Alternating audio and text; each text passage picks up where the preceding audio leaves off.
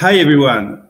The most successful organization will be the ones that can adapt to industry constraints, market change, green revolution, pressure from disruptive competition, crisis.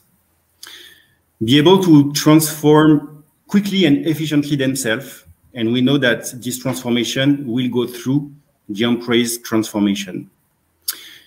It will pass through, of course, the learning and development. I'm Thomas Lemoine, Partner Channel Manager, and I will be moderating today the roundtable, How to Build a Successful Learning Organization. With us today, we will have Anja Emonds. Hi, Anja. Hi.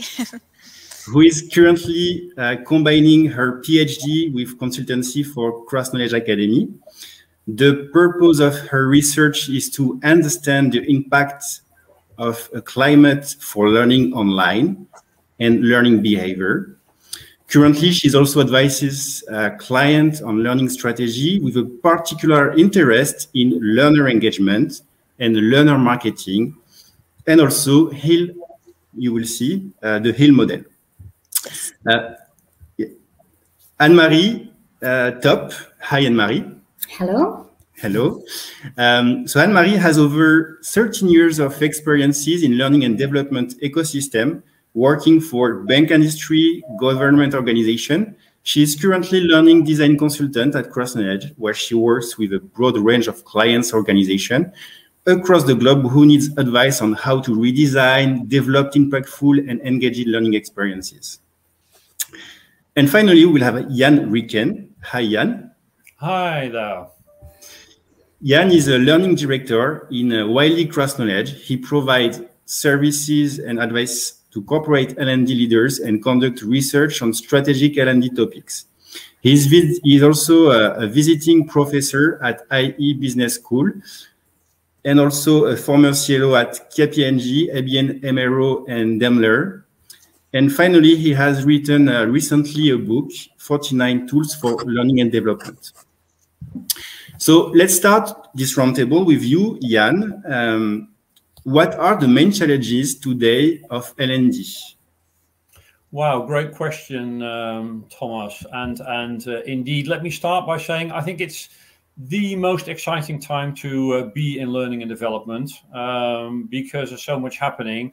But this also brings, let's say, a lot of challenges and accountabilities.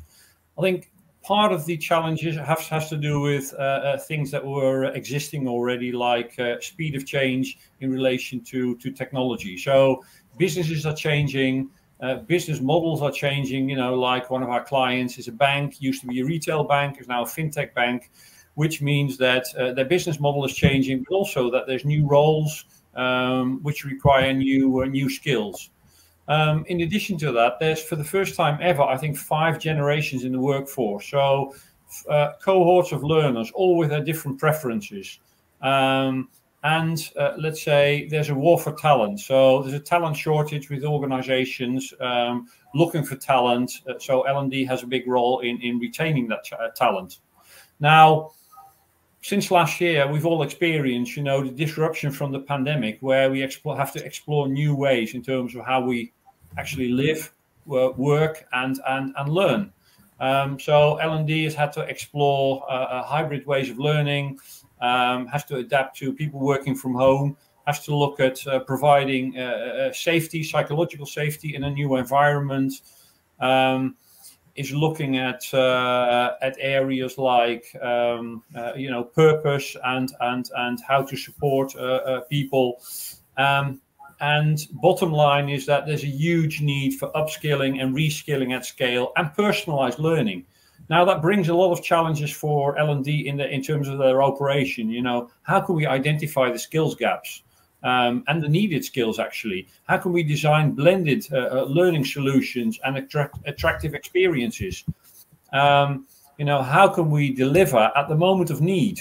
How can we enable a supportive learning climate, measure outcomes, you know, for the learner, for the organization, but also for learning and development? How can we, in terms of L&D, look at the make or buy decision? So do we build ourselves, or do we bring in providers, expert providers to help us there? And probably last but not least, how can L&D keep up with those changes and acquire the needed skills themselves?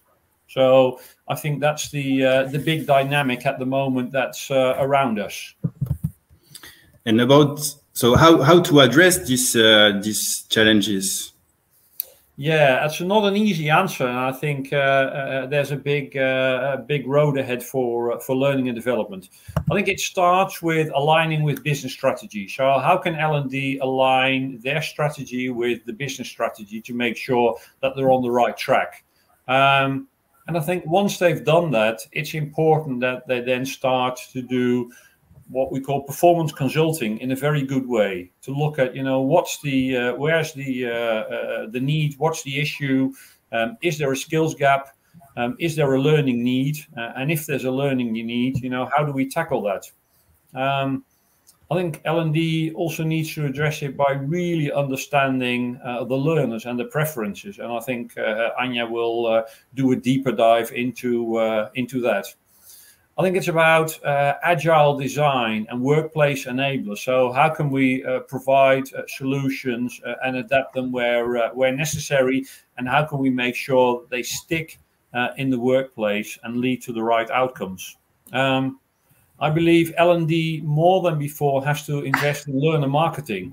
It's still strange that 97% of the budget is invested in designing and delivering learning solutions, and maybe 2 to 3% in learner marketing. We should have learned from that, and I think we need to look at that in a better way.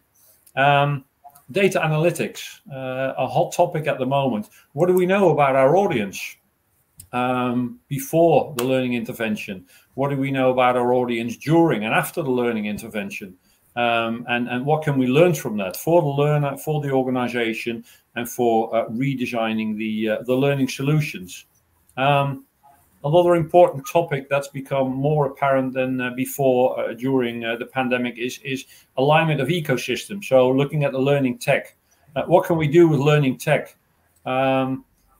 Especially from the learner's perspective. So how can we make sure that if there's a learner, take a new joiner, that learner has access to learning, offers, knowledge, but also the social networks to make the connections that he or she needs for their work. And I think learner engagement is really important, and I'm sure Annemarie will talk about that. Let me finish, let's say, my answer to your very broad and important topic by stating L&D will also have to acquire the relevant skills to make sure that this happens. So not only in terms of their professional skills, but also in digital skills. Thank you, Jan. Indeed, this transformation going through all people in the company, from of course managers, but also L&Ds, and finally all our learners. Thank you. And so you have actually talked about several dimensions. I would like to focus on one of them, which are the learners. Today, we see that learners are some dimensions that are very important to address this main challenge to go through this transformation. Now we will see, maybe with you, Anja, today how learner learn. Did learner needs evolve with the time? What changed? I think that's a very relevant question to ask, and I need to thank Jan. I actually took some notes, so you would probably have seen my pen moving up and down. Jan has really created a very clear image already what has happened to learners recently. So as he has been describing, this pandemic hit our learners, not just us. It hit our learners the hardest. So they have been undergoing this transformation towards going more hybrid than ever, and hybrid here really is the way of how we mix going online with offline. And a lot of that has impacted their psychological safety, which Jan has already stated. So there we could see that there was a lot of research needed to help learners overcome how to work in this new environment. Everybody started working more remotely, working more from home. So there were several issues coming forward there. And we actually started off a very nice research together with Maastricht University, where we delved into that topic. We really went to look at what's needed for people to feel well when we're working remotely. And what we actually found was that there is such a thing as digital well-being, and that we as companies, we should be supporting our learners in creating that digital well-being and making sure that they actually have the opportunity to feel well at their job, even when they're working remotely. Interestingly enough, when we started digging through that research, we actually found 3 different things that have a huge impact on the psychological and digital well-being of our employees and of our learners. The first one was, of course, that there is such a thing as psychological well-being. We need people to feel well in their heads. We need them to be happy, and that influences the way that they're doing their jobs. Next to that, we also see that there's a physical well-being. Somebody who is sick, we cannot expect them to work up to par with normal working days. So we see that they need a good chair. They don't want to have backache, because that will, of course, influence their working days. So there's a lot of physical aspects in that psychological, in that well-being as well. And the last part was something that really hit us during the pandemic. And it's probably something that we ourselves have experienced as well. It's social well-being. It's how connected are we to each other? And Jan has mentioned those networks already. It's exactly that. How am I still connecting with my peers? At which moments in time does my company make it possible to connect with peers? Not just work-related, but also informally. Are there coffee meetings? Are there gatherings that are being allowed? Things where people can actually just reach out to each other and tell them how they are feeling. And when those 3 things are present, of course, our learners, they will feel more connected with the company and they will work better. So of course, they're super important to make sure that they're around. And it's even this important that we see when these 3 aspects are there, they impact people working individually on a team level, but also on a whole company level. So lots of influences going on when it comes to those learners. And do you have a magic formula that we can use to deliver a powerful and efficient learning solution in this hybrid world? Yes, of course. There's been so much research on this topic already. So I would love to suggest using the HIL formula, which is high impact learning that lasts. It's a model that was developed by Philippe Dauchy and Mien Segers. And it's actually a summary of 25 years of pedagogical research where we really went digging into everything that's out there. We read all of those literature studies, we summarized them, and eventually came up with 7 building blocks. And if you are able to apply those 7 building blocks in your training, and of course one of them is hybrid learning, it will impact your training and it will make your training much more influential. So what's nice to know about this model is that it was really developed for an audience that we are targeting as well. It's developed for young professionals, people working in the working on the work floor, and experts who want to share their knowledge. And what I think is even more amazing about this model is that research up to now has actually shown that the more building blocks of these 7 you are able to incorporate in your training, the more powerful your training will be. Thank you, Anja, for this HIL methodology, understanding of these 7 blocks. Now, let's go to another challenge, actually, that Jan mentioned also, which is the learner engagement. How to keep the learners engaged in this situation, and how to leverage this the digital learning technology that we have. Maybe Annemarie, you can reply to this question. Yeah, I think a very big advantage of digital learning technology is that it opens the possibilities for communication, and communication is very important in learning. It makes that learners can easily share perspectives and ideas with people from all over the world. And we know from research that humans learn better when they learn together, and they can learn faster and they can learn even more effectively. And digital learning plays an important role in that. And to stimulate interaction, I often use discussion forums, communities, and other networks to our learning experiences. And another advantage of digital learning technology is that learning is anywhere and at any time. And that means that learners can take ownership over their own learning. They can start their learning at their own time, according to their schedules. They can learn individually or with others and at the right time. And I think this blurred away the more traditional lines between formal and informal learning. And I think it also helps us in tailoring learning to the learner's needs. With digital technology, we can easily diversify with content. There are learners who prefer videos, some prefer to read, others like to listen to a podcast. Some prefer the short interactive modules and others prefer learning together, and that makes learning more memorable and engaging. And that's what we want for our learners. And another one that's important, I think, is data, also mentioned by Jan.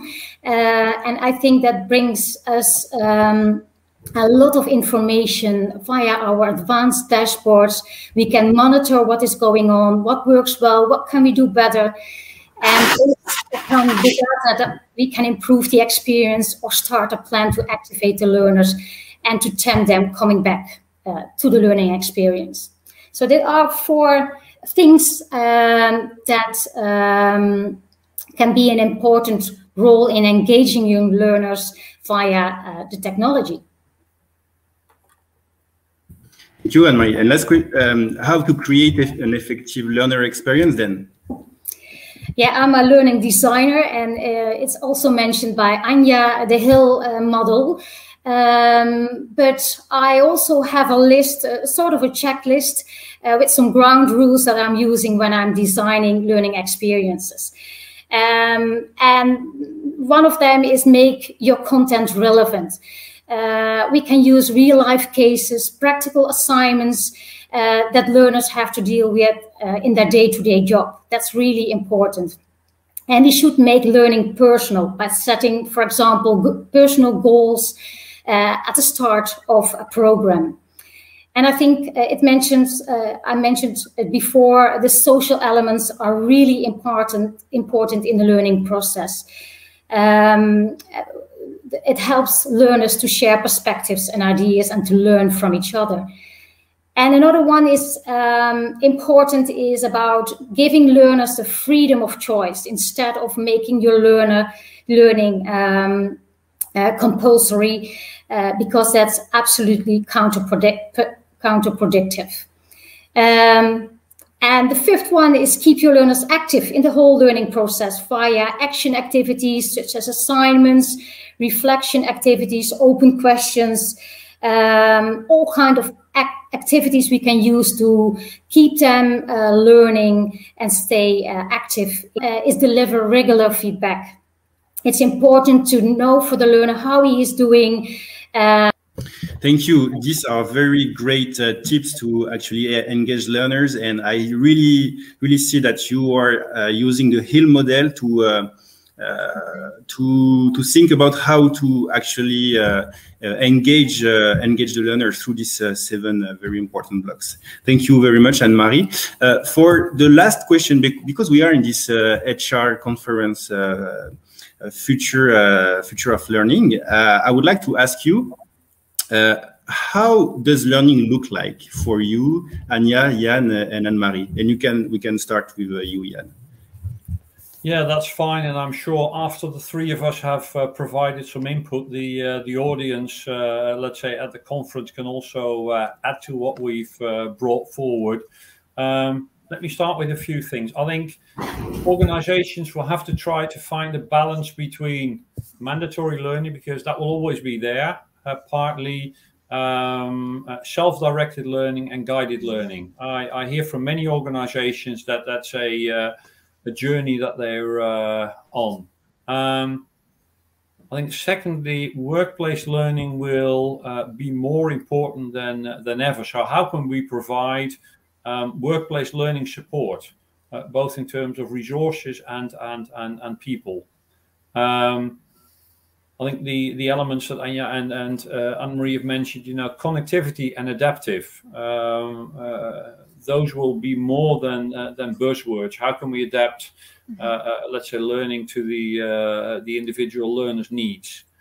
I think another element that I'm seeing more and more is certification and badging, because the new generation of employees is building their careers in a different way, looking for badges in terms of what skills have I acquired. So that's something that L&D will have to cater for. And let me stop with 3 trends and then hand over.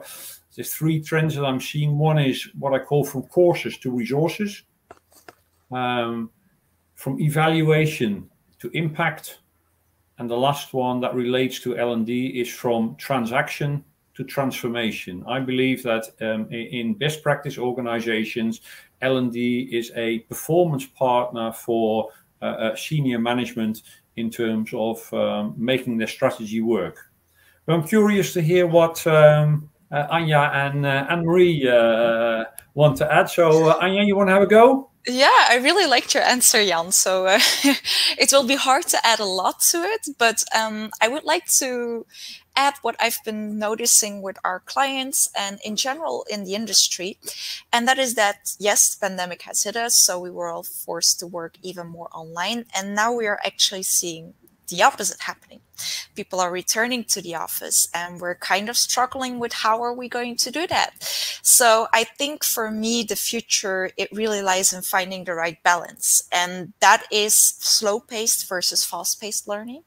And with fast-paced learning, I'm really talking about the things that we need to know now and we should have known yesterday already, versus those things that we will keep with us for the rest of our lives, which is, for instance, the attitude that you have surrounding learning, the attitude that you have surrounding how you deal with new knowledge, your soft skills. How do you deal with saying no? How do you deal all of those things, skills that you need in your everyday life, versus, of course, that knowledge, which will become much more fast-paced. So I think the balance between fast and slow-paced will become more evident towards the future.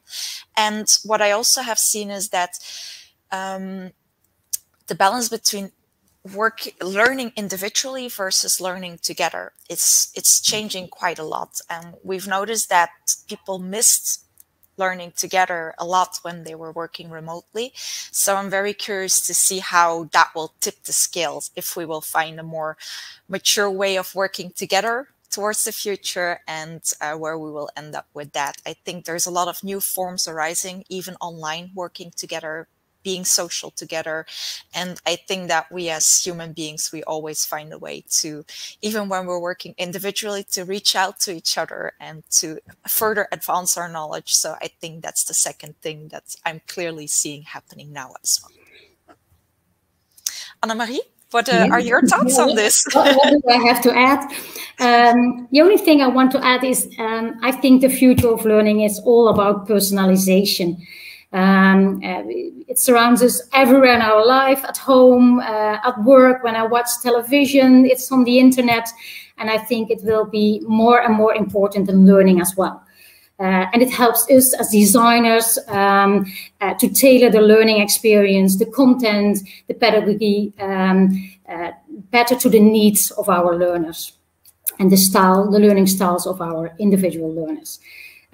Instead of overwhelming them with a huge amount of irrelevant information, I think this helps them to get the right information at the right time in their development. So that's my point for the future. Thank you very, very much, Jan, Anja, and Annemarie for today, for this roundtable. I have learned a lot with you. And I hope the host too. And thank you again, and have a nice evening. Bye. Thank you so much for having us. Bye. Bye.